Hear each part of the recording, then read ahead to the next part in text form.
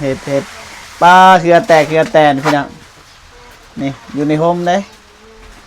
ยังซัมนี่พี่น้องนะกำลังพี่น้องกำลังโบกบ่ฮู้ว่ามันสิงามหรือบ่พี่น้องนะสำเร็จแล้วเฮาบ่ทันฮู้เพราะว่าเพิ่นกำลังโบกอยู่พี่น้องนะงามบ่ห้องน้ำงามห้องน้ำกับเพื่อนอันใดงาม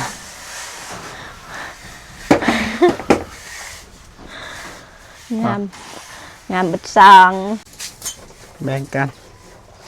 ขับใจก็เจ็บเด้อได้สู้เด้อเมื่อยพูดแล้วว่าเมื่อยเสื้อแตกเสื้อแตนพี่น้อง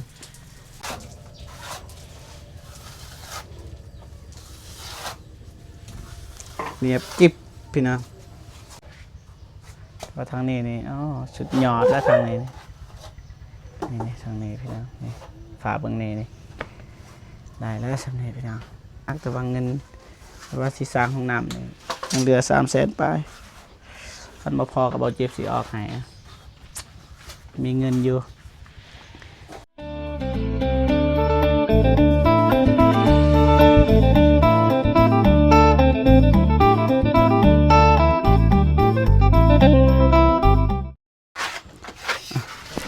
กับทักทายสบายดีและสวัสดีพ่อแม่พี่น้องเบิดสุคนตอนในลาวและก็ต่างประเทศนะกันยินดีต้อนรับเข้าสู่ซองเบาเจ็บคือเก่าพี่น้องเนาะโอเคตอนนี้เบาเจ็บจะมาบ้านน้องเดิมคือเก่าพี่น้องเนาะมาสืบต่อภารกิจสร้างห้องน้ำคือเก่าพี่น้องเนาะที่พาพ่อแม่พี่น้องไปเบิ่งไปชมห้องน้ำของน้องเดิมไปหอดสายแล้วพี่น้องนะไป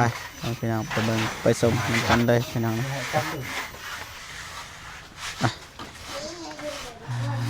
กำลังพี่น้องนะ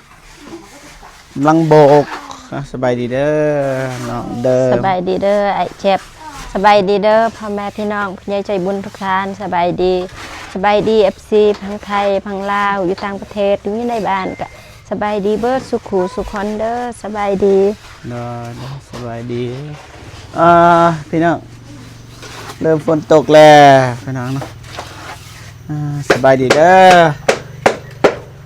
สบายดีผู้บ่าวสบายดีมาซอยบ่แมนมาซอยซาสบายเด้อไอ้ยอมสบายดี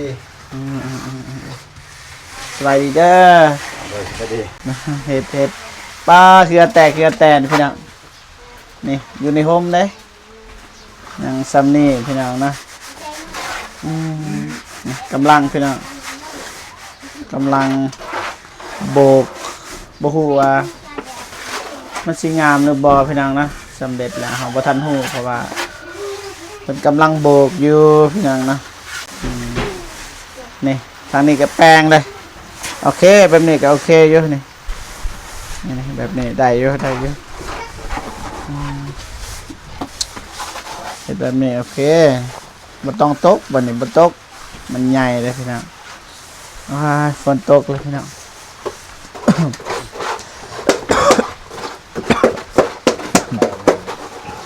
บอลเงินน่ะเงินผัก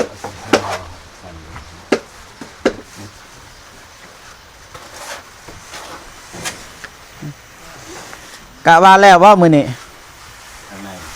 ข้างในนี่คือแล้วอยู่แล้วเนาะทำเพราะว่าฝนมันบ่เปียกหรอกคือว่าอยู่ไหนเนาะน่าจะแล้วอยู่พี่น้องกำลังปรับกำลังแก้พี่น้องเนาะทูบ่เจ็บกับเห็ดบ่เป็นหรอก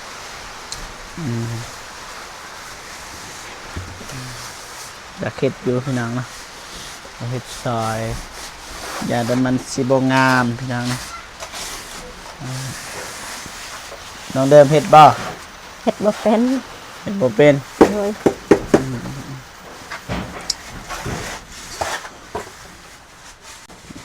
งามบ่ห้องน้ำงามห้องน้ำกับเพื่อนอันใดงาม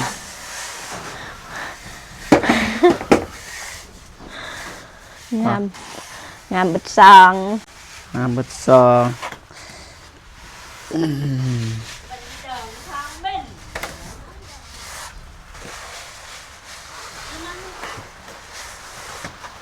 เป็นแบบนี่ก้อยใส่แหละ เมื่อเลย เสื่อย เมื่อแล้วเพิ่นเมื่อเลยเจ้ายัง อันนี้สมบูรณ์ก็เลยอันนี้สมบูรณ์เลยแน่ๆนี่ สมปูนก่อนพี่น้อง แสดงงาน สิแต่งให้มันงามเลยบ่อันนี้เนี่ยแล้วเริ่มนะเริ่มเห็นนะความมันเรียบพี่น้องนะคือทางนั้นก็ยังบ่ทันแป้งทางนั้นนะมันอยากอันนี้เพราะว่าทันแป้งทางนี้ก็อยากเริ่มแล้วเพราะว่าทางนี้ก็อยากโอเคแล้วพี่น้องนะก็ต้องแปลงนี่พี่น้องให้มันงามกว่านี้อีก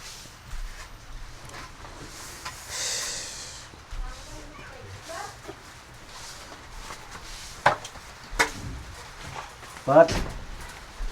น้ำยาเริ่ม đá á mở น้ำยางอกเลยเดิม bớt nam ui yeah đi xài lấy ใส่เลย นะสิจับอ่ะ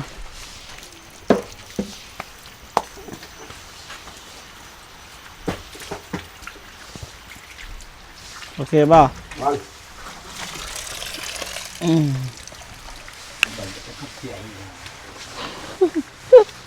จำปุ๊บเจอ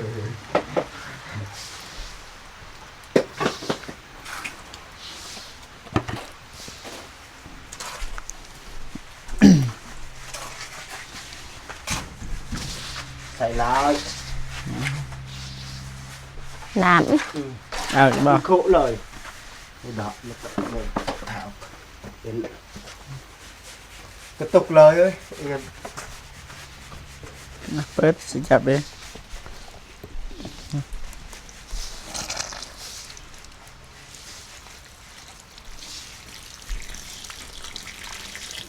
พอป่ะเอาอีก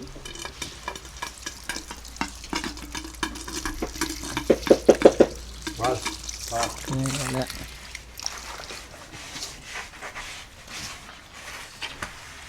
ขั้นตอนนี้เสร็จแล้วรถ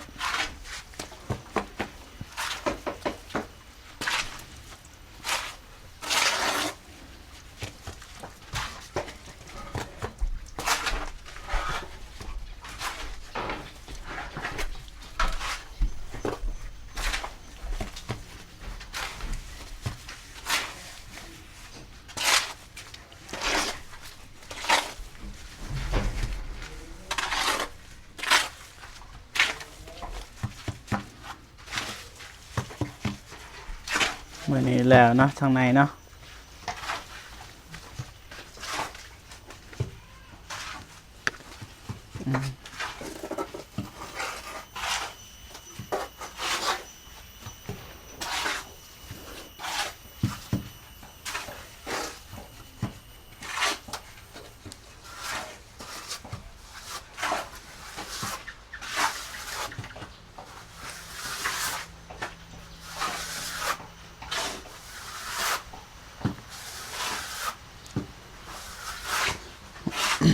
โบกันเนี่ยบ่เว้าเรื่องเป็นพี่น้องนะ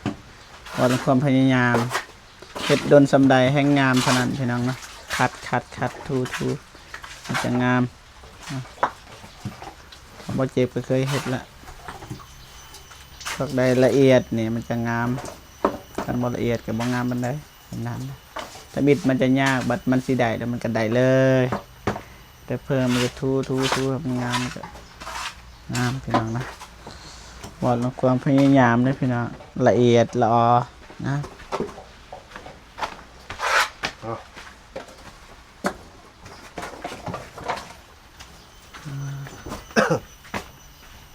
ได้ปะ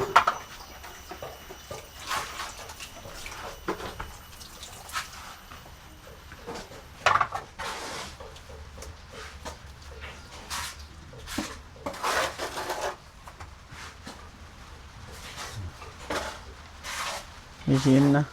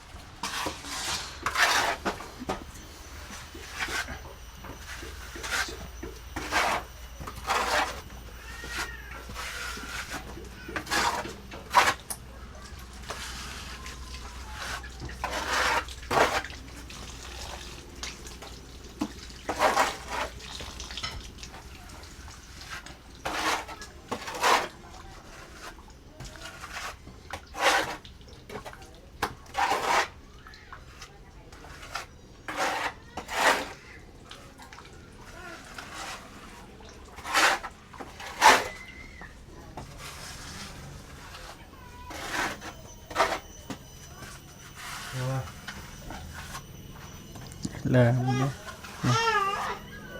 ตอนนั้นบัดมันนั่นก็ทุยให้งาม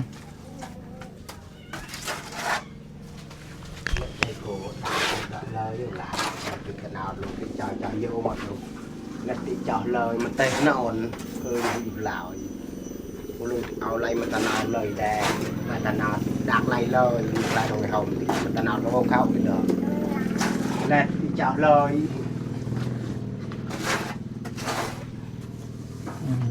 tiền lực lớn là tiền là ta tao cái gì tờ mà cái này này phần như thì tục dù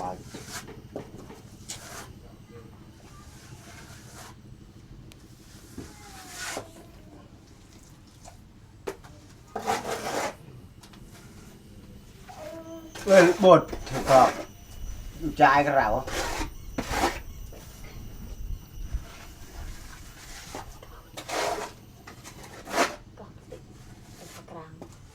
thằng cái sợi rau vậy đẹp rồi ta rau màyไม่ดำแล้ว โอเคผมพี่น้องนะบัดเจ็บสิหยุดคลิปก่อนเนาะแล้วก็จะน่าจะถ่ายใหม่อัปเดตโทรศัพท์เอาจะเป็นช็อตเอาพี่น้องเนาะมันสิยาวซ้ำๆมันสิแดะนะมันสิแล้วมันเป็นเรื่องง่ายพี่น้องเนาะเฮ็ดบัน bao khốn lọ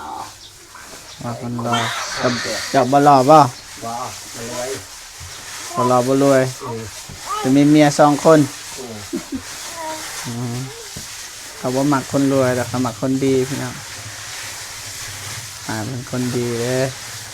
เอาคนทำอิฐกับเมียเราเสียแล้วเอาเมียใหม่บุติดอกคนดีไพ่บ่มัก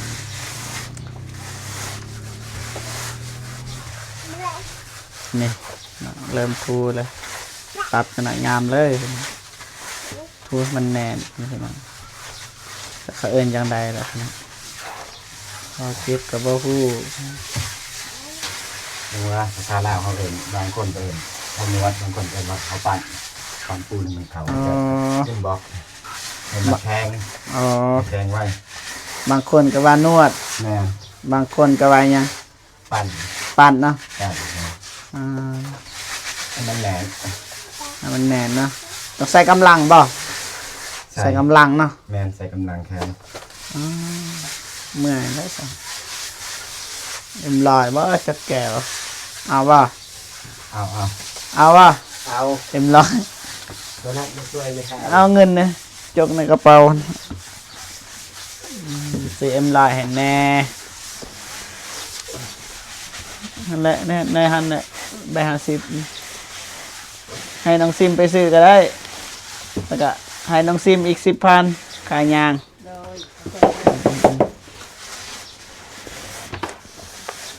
ซื้อหยังก็ซื้อนะ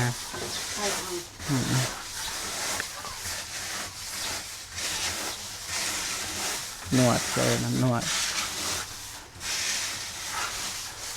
อันนี้เขาเอิ้นหยังนี่อายเพิ่นเฮ็ดนี่ ปาด ปาดบ่ ปาดนับ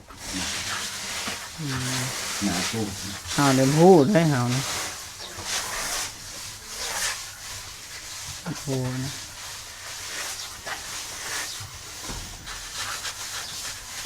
นวด ปาดก็ปาดหัวก็นวด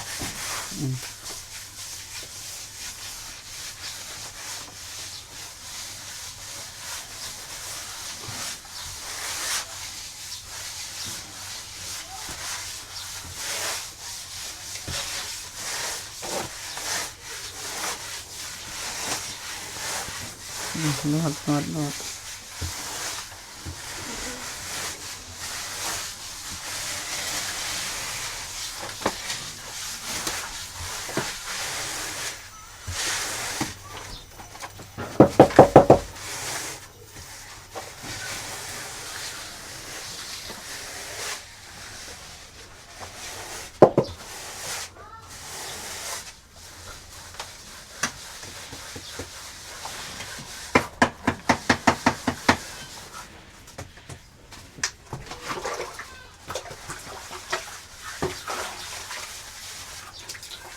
นี่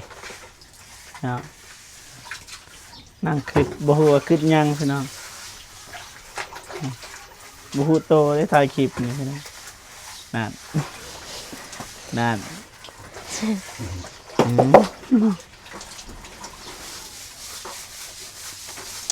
มือหนึ่งแล้วพี่น้องสู้ๆเด้อสู้เด้อสู้ บอกกันนะ บ้านเลยแกไม่คือ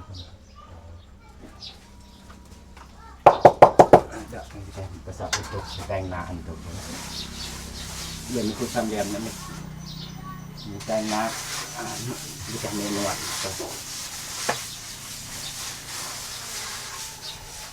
ให้ให้ดูเรา อันนี้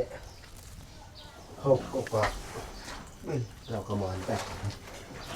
หยับไปดอยหก เอาแบ่งกัน ขับใจก็เจ็บเด้อ ได้สู้เด้อเมื่อยพูดแล้วว่าเมื่อยเสื้อแตกเสื้อแตนพี่น้องหยุดพักก่อนแป๊บกินก่อนพี่น้อง ก็หยับก็แค่อัดหมอด น้ำเดือดแตกในบ้าน แต่หมอดก็ว่า ถ้ามันแห้งก่อนก็ได้ แล้วมาเปะโจมาไปแล้วจะเลาะล่วงเลย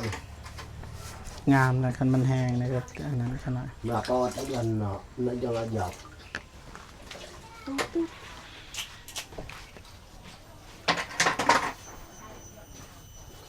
เติมพลัง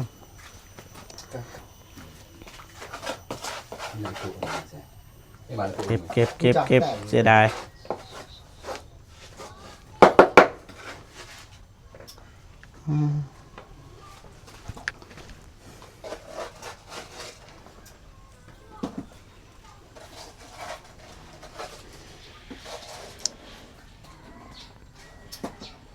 เรื่องเด็กไปแบบแต่งเด่นมันไม่ลุกด่าก็ได้เลยมาอะไรพี่แต่งโต๊ะแกงผ่านมันเด่นยิ่งคูดแต่คูด ก็เยอะนะเยอะ โอเค ละเอียดเลย บ้านผ่านนี่ ทางนอกย่างพี่น้องนะ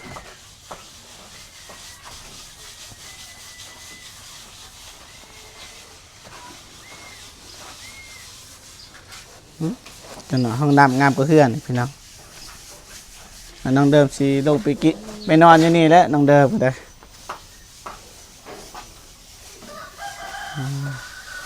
มีคือเสื้อคือมอนคือผ้าห่มนอนอยู่นี่แหละ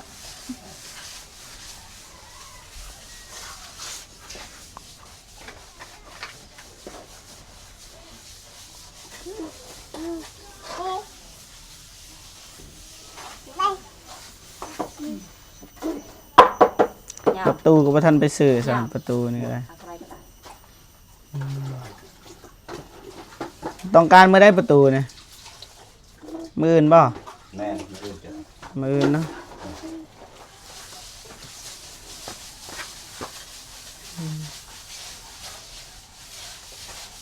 มื้ออื่นต้องการประตูแล้วพี่น้องระวังเบิ่งงบก่อนพี่น้องเนาะเบิ่งงบว่ายังเหลือเท่าไรลืมนะเมื่อวานเหลือเท่าไรต้องเดิมงบเมื่อวานงบสร้างห้องน้ น้ำเจ้า ำแม่ 400,000บ่ 400,000ปลายบ่บ่ฮู้ว่ามันสิได้หรือบ่ถ้าบวกกับเงินสร้างมันก็กลัวนั่นพี่น้องเนาะแต่ว่าเฮาบ่บวกเงินสร้างเฮาก็ไว้ต่างหากพี่น้องเนาะ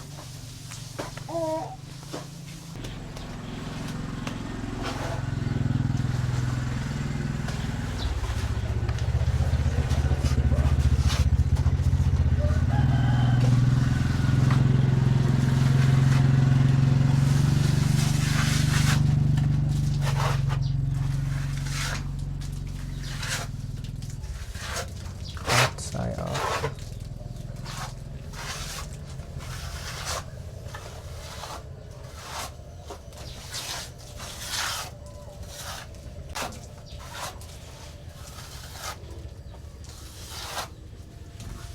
เนียบกิ๊บพี่น้อง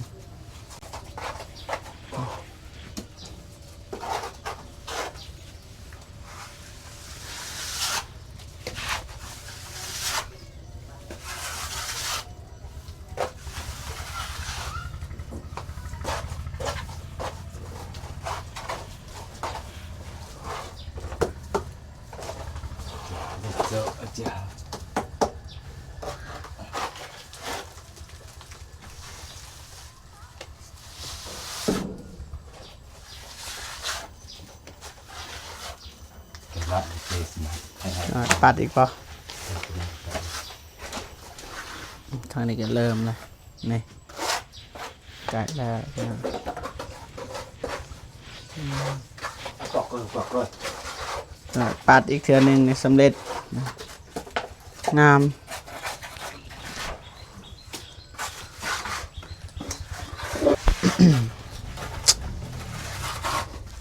เนี่ยเติบไปทางนั้นปัดอีก2-3เทือเงินก็ยาสิว่าก็นำลงเดิมก็เอาไว้เงินค่าสร้างแต่ว่าสร้างเบิกละ500,000เพียงนะเพราะยัง3 ล้านแต่ว่าน้องเดิมไปซื้อเครื่องตอนเสาร์เนาะเบาเจ็บ โดย บอกให้น้องเดิมไปซื้อฟองน้ำแล้วก็เติมน้ำมันรถให้อ้ายเพิ่นจาก20,000เขาว่าแบบนั้น โดย ซื้อเท่าไหร่ครับ 50,000 50,000 ซื้อน้ำมันรถ20,000 แสดงว่า70,000เนาะ โดย แสดงว่ามื้อนี้เงินเบิด70,000กีบนะ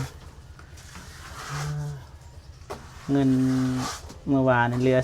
400,000เบิ่งก่อนพี่น้องเนาะ400,000ประมาณ400,000ยังเหลือ435,000พี่น้องเนาะนำบ่เจ็บแต่ว่าซื้อฟองน้ำแล้วก็ซื้อน้ำมัน3,000เป็น70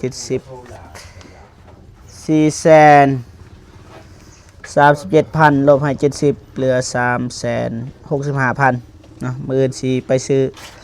ประตูก่อนพี่น้องบ่ฮู้ว่ามันสิพอหรือบ่เงินจำนวนนี้พี่น้องเนาะไปถามก่อนพี่น้องนะเดี๋ยวว่ากันพี่น้องนะ กินบอกยันบ่พอ อิดบล็อกยังบ่ แม่ยังบ่พอเพราะว่ายังบ่หลายนี่เบิด ประมาณเท่าไหร่อิดบล็อก1 2 3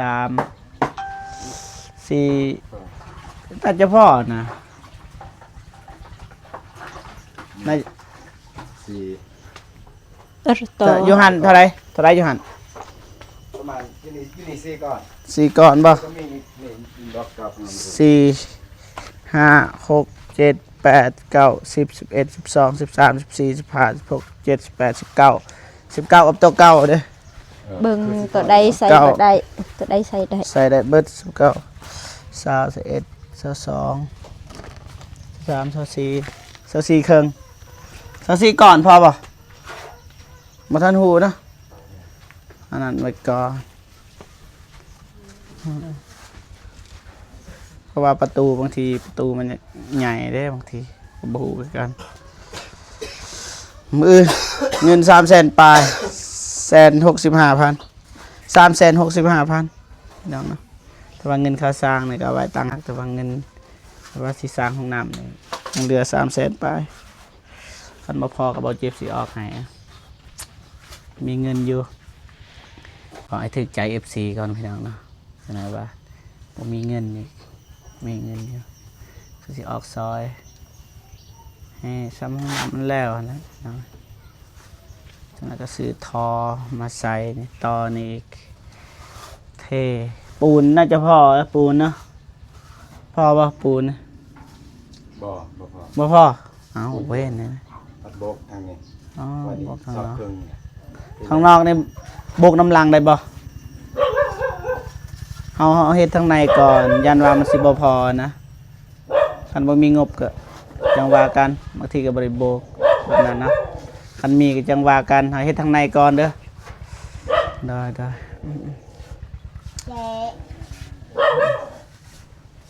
นักเติบเลย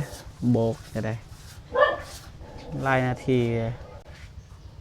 ว่าทางนี้นี่อ๋อสุดยอดแล้วทางนี้นี่ทางนี้พี่น้องนี่ฝาเบิ่งนี้นี่ได้แล้วสำเร็จพี่น้อง